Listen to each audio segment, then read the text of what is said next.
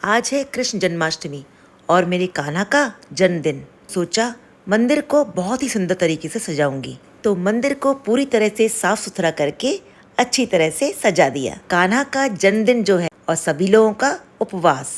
ये है मेरे लल्ला, मेरे कान्हा, जो 2003 में मेरी सहेली ने मुझे गिफ्ट में दिए थे और जो मुझे बहुत ही ज़्यादा पसंद है।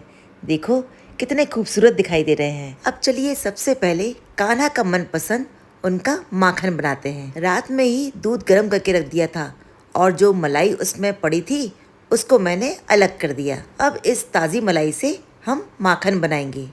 साथ ही भगवान के स्नान के लिए पंचामृत बनाएंगे, जिसके लिए कच्चा दूध, ताज़ा दही, गंगाजल, शहद और घी लेंगे और पंचामृत के इस मिश्रण से भगवान का स्नान करेंगे। कान्हा अभी तक सो रहे हैं, तब तक उनके स्नान की तैयारी कर लेते हैं। शुद्ध जल लेकर इसमें हम पंचामृत मिक्स करेंगे और पंचामृत के साथ गुलाब की पंखुड़ी और गुलाब जल मिक्स करेंगे। कान्हा तो अभी तक सो ही रहे हैं, चलो उन्हें ही उठा देते हैं। कान्हा, ओ कान्हा, उठो, आज तुम्हारा जन्मदिन है। देखो सारी दुनिया कितनी तैयारियों में लगी है और आप सो रहे हो। चलो तुम्हारे स्नान की पूरी तैयारी कर रखी है, चलो एक डुबकी लगाकर बढ़िया स्नान कर लो। ओ कान्हा, अब तो मुरली की मधुर सुना दो तान। भाई हमारे सभी तीज त्योहारों, विशेषकर जन्माष्टमी पर तो बड़े हों या बच्चे, सभी लोग बेसब्री से इंतजार करते हैं। भाई कान्हा का जन्मदिन है और सभी लोग व्रत रखेंगे, चाहे बच्चे हों या बड़े। सभी में एक अलग ही तरीके का उत्साह और उमंग का माहौल रहता है।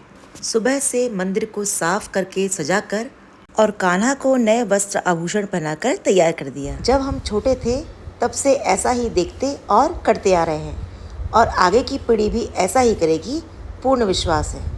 पीले फूल, चंदन, चावल और तुलसी उनको अर्पण करके श्रृंगार किया। अब भाई जन्माष्टमी की मंदिर की तो पूरी तैयारी अच्छी तरह से हो गई और सभी भगवानों को अच्छी तरह से तैयार करके उनको विराजमान किया। यहाँ पर छोटे से लड्डू गोपाल को भी तैयार करके चूल्हे पर विराजमान किया। और ये लीजिए, हो गए हमारे लड्डू गोपाल पूजा के लिए पूरी तरह से तैयार। जी में आता है कि बस इसी तरह से इन्हें निहारते रहें और इनके काम करते रहें, पर यदि यही करते रहेंगे तो बाकी के काम कौन करेगा, यानी हम लोगों के फलाहार की तैयारी कैसे और कौन करेगा। तो बस थोड़ा सा और इनके साथ खेल लेती हूँ और फिर चल के हम फलाहार की तैयारी करते हैं। जैसे ही हम पूजा करके उठे तो बस हमारी बेटी मान्या पूजा के लिए आ गई और अब उसने मंदिर की बागडोर संभाल ली। लगता है कि कोई भी आज कान्हा को अकेले नहीं छोड़ेगा और एक के बाद एक करके अपनी अर्जी लगाता रहेगा। यानी कान्हा आज फुल टाइम बिजी रहने वाले हैं। और चलिए अब चलते हैं फलाहार और उनके भोग की तैयारी के लिए। हाथी घोड़ा पाल की, जय कन्हैया लाल की। अब भाई कन्हैया लाल के व्रत और फलाहार के लिए और शाम के खाने के लिए ये कुछ तैयारी कर रखी है। तो भाई कन्हैया लाल के जन्म दिवस पर कुछ लोग तो इसलिए व्रत करते हैं क्योंकि वो हमेशा व्रत करते हैं, जैसे कि मैं।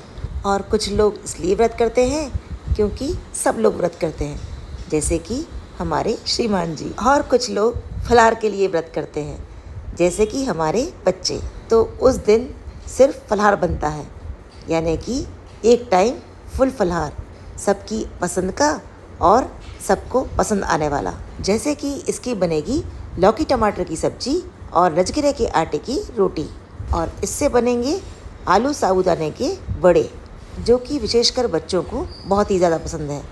और जिसको मन करेगा तो उसके लिए थोड़ी सी खिचड़ी बन जाएगी। इसके लिए हमने बारीक वाले मोती साबूदाने लिए हैं। इसकी खिचड़ी और बड़े दोनों ही बहुत ही ज़्यादा टेस्टी बनते हैं। और साथ में ये रखा है कद्दू, जो कि शाम की तैयारी के लिए रखा गया है। इससे कद्दू की सब्जी और पूड़ी बनेगी। त्योहारों का बेस्ट कॉम्बिनेशन। और कद्दू भी देखिए कितना फ्रेश है। साथ में यह कुछ आलू भी बॉईल कर लिए थे, जो कि शाम के आलू टमाटर की सब्जी में भी काम आ जाएंगे।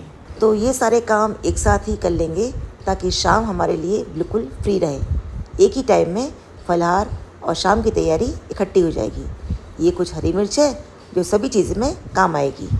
यहाँ शाम के खीर की तैयारी भी कर ही लेते हैं। बाकी काम में इनको निकालना तो मैं भूल ही गई। दिखने में तो लगता है कि कुछ भी काम नहीं, लेकिन जब करने बैठो तो वक्त का तो पता ही नहीं चलता, न जाने कैसे निकल जाता है। लेकिन उत्साह इतना रहता है कि ज़रा सी भी थकावट नहीं रहती। यह चीज़ मेरे साथ शुरू से ही है। एक अलग ही उमंग का माहौल रहता है और बिना कुछ खाए पिए ही काफ़ी एनर्जेटिक लगता है। तो भाई दूध को तो हमने बॉईल करने के लिए रख दिया और यह कुछ मूंगफली है, इसको भी हम भून कर रख देंगे ताकि यह सलामत बनी रहे। अब भाई हमारी संध्या भी आ गई है और एक से भले दो, दोनों मिलकर सारा काम जल्दी ही निपटा लेंगे। यहाँ हाफ कप के करीब हमने चावल ले लिए हैं और इन्हें अच्छी तरह से वॉश करके हम खीर के लिए सोक करने के लिए रख देंगे। कुछ काम पहले हो जाएं तो काफ़ी तसल्ली रहती है और रिलैक्स भी। चावल को 2-3 पानी से वॉश करके और सोक होने के लिए रख दिया, लेकिन ऐसा लग रहा था कि कहीं कुछ मिसिंग है। फिर मुझे याद आया कि कान्हा के लिए तो माखन बनाया ही नहीं। वैसे तो माखन के लिए रात में ही दूध बॉईल कर दिया था और फ्रिज में ठंडा होने के लिए रख दिया, और देखिए सुबह कितनी अच्छी मलाई आ गई है। अब इसे निकालकर एक बोल में हम इसे अलग कर लेंगे और मिक्सर के जार में से ट्रांसफ़र कर लेंगे। माखन बनाना बहुत ही ज़्यादा इजी है। बस एक मिक्सर के जार में इसे शिफ्ट करो और थोड़ा सा पानी डालकर हल्का सा घुमा दो। यदि टेम्परेचर थोड़ा सा गर्म है तो थोड़ा सा आइस क्यूब ऐड कर दो। ये देखिए यहाँ मैंने मिक्सर के जार में जो हमने मलाई निकाली थी उसको इसमें डाल दिया, और ये देखिए ये 2 आइस क्यूब्स लिए और उसको भी इसमें ऐड कर दिया, और जो हमने थोड़ा सा पानी ऐड किया था उसको डालकर जार को ढक्कन से बंद करके इसे हम एक बार घुमा देंगे। पर अब मुझे ऐसा लग रहा है कि जार थोड़ा सा छोटा पड़ रहा है, तो मैंने एक बड़ा मिक्सर जार लिया और उसमें जो भी हमने बैटर तैयार किया था उसको उसमें ट्रांसफ़र कर देंगे। भले ही क्रीम कम हो, लेकिन जब वो घूमेगा तो काम फैल सकता है, इस करके मैंने इसको बड़े जार में ट्रांसफ़र कर दिया। अब आराम से हम इसको घुमाते रहेंगे और बंद करके थोड़ी देर रेस्ट करने देंगे। अब ना ही फैलने का टेंशन और ना ही काम बढ़ने का टेंशन। तब तक थोड़ा मूंगफली को भी हम चला देते हैं। देखिए अच्छी तरह से भूनकर तैयार हो रही हैं, और यहाँ पर लौकी भी हमारी कटकर तैयार हो गई। संध्या जो आ गई है। यहाँ सब्जी के लिए कढ़ाई को गैस पर रख दिया और 1 टेबलस्पून के करीब घी इसमें ऐड किया। थोड़ा सा जीरा और हरी मिर्च भी इसमें ऐड करेंगे और कटी हुई लौकी को इसमें डालकर अच्छी तरह से मिक्स कर लेंगे। यहाँ मूंगफली भी हमारी अच्छी तरह से रोस्ट होकर तैयार हो गई हैं। अब गैस की फ्लेम ऑफ करेंगे और इसे ठंडा होने के लिए अलग रख देंगे। लौकी में स्वाद के अनुसार सेंधा नमक डालेंगे और इसे अच्छी तरह से मिक्स करके थोड़ी देर कवर करके इसे कुक होने देंगे। जब भी व्रत होता है तो मैं इसी तरह से लौकी की सब्जी बनाकर राजगिरे के आटे की रोटी के साथ खाती हूँ, और घी में लौकी छौंकने से इसका स्वाद भी दुगना हो जाता है, और जिसे हम घिया भी कहते हैं। अब चलिए चेक कर लेते हैं कि माखन बनकर तैयार हुआ है या नहीं। टेबल स्पून की हेल्प से देखा तो पानी पानी अलग हो गया था और माखन हमारा अलग हो गया, यानी माखन पूरी तरह से बनकर तैयार हो गया है। अब हम इसे अपने अनुसार छोटी छोटी सी पीठी बनाकर मुट्ठी में दबाकर इसका जो एक्स्ट्रा पानी है इसको निकाल लेंगे, और माखन को हल्का सा दबाते हुए इसका सारा एक्स्ट्रा पानी निकाल देंगे। ये देखिए इस तरह से हमने माखन को पानी से अलग कर लिया, यानी माखन को मठे से अलग कर लिया। अब इसे कुछ देर के लिए फ्रिज में रख देंगे या फिर आइस क्यूब से भरे हुए बोल में रख देंगे ताकि यह थोड़ा हार्ड हो सके। अब देखिए यह पूरी तरह से सेट हो गया है। अब चलिए कान्हा को हम मिश्री और माखन का भोग लगाते हैं। तो ये लीजिए तैयार है कान्हा का मिश्री और माखन। बड़ा नटखट है ये कृष्ण कन्हैया का करी यशोदा।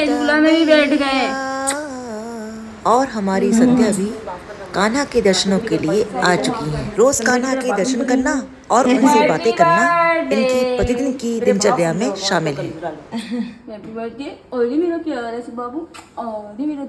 ऐसी बातें करते हैं। कान्हा जी इनके भी अति प्रिय हैं। वो बच्चे हैं ना, तो उनको ऐसे ही लगता है। छोटी सी घूमती हो तो खिलाते हैं। चलो माखन खा लो, इनकी बातों में मतलब हो माखन खाओ। माखन जो नंद किशोर, यहाँ से आप मिश्री और माखन खाते रहना। चलिए देखते हैं संध्या ने क्या क्या बना लिया। रजगिरे के आटे की रोटियां और व्रत की लौकी टमाटर की सब्जी। शाम को आलू की सब्जी बनना थी, इसलिए अभी लौकी की बनवाई। बहुत ही ज़्यादा टेस्टी और लाइट थी। यहाँ आलू और साबूदाने के बड़े बनाने के लिए ज़रूरत के अनुसार साबूदानों को मिक्सिंग बोल में अलग कर लिया। यहाँ हरी चटनी बनाने के लिए हरा धनिया, व्रत वाला नमक और हरी मिर्च डालकर इसको दरदरा पीस लेंगे। यहाँ साबूदाने में ज़रूरत के अनुसार बॉईल किए हुए आलू इसमें ऐड करेंगे। बारीक चॉप हरी मिर्च, हरा धनिया और रजगिरे का आटा इसमें ऐड करेंगे। टेस्ट के अकॉर्डिंग व्रत का नमक ऐड करेंगे और कुटी हुई मूंगफली ऐड करेंगे और सभी को हल्का सा मिक्स करके इसके हम रोल्स बना लेंगे। यानी सभी को हल्का सा मिक्स करके इसके बड़े तैयार कर लेंगे। कहने को तो व्रत या उपवास होता है, लेकिन उस दिन मुझे ऐसा लगता है कि खाना कुछ ज़्यादा ही हो जाता है। हम व्रत की वजह से कुछ ना कुछ अलग अलग तरीके से ज़्यादा ही खा लेते हैं। तो ये लीजिए, साबूदाने के बड़े बनकर तैयार हो गए हैं और कढ़ाई का तेल भी अच्छी तरह से गर्म हो गया है।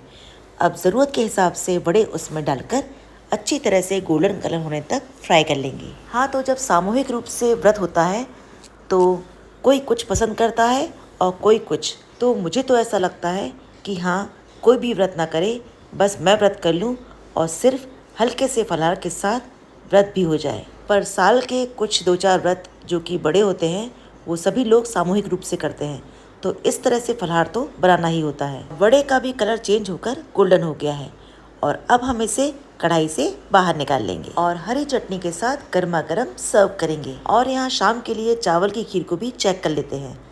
चावल पूरी तरह से गल चुके हैं। अब इसमें हम कुछ ना कुछ मिठास डालेंगे, तो 1 कप के करीब हम इसमें शुगर डालेंगे। यहाँ कद्दू की सब्जी भी बनकर तैयार है।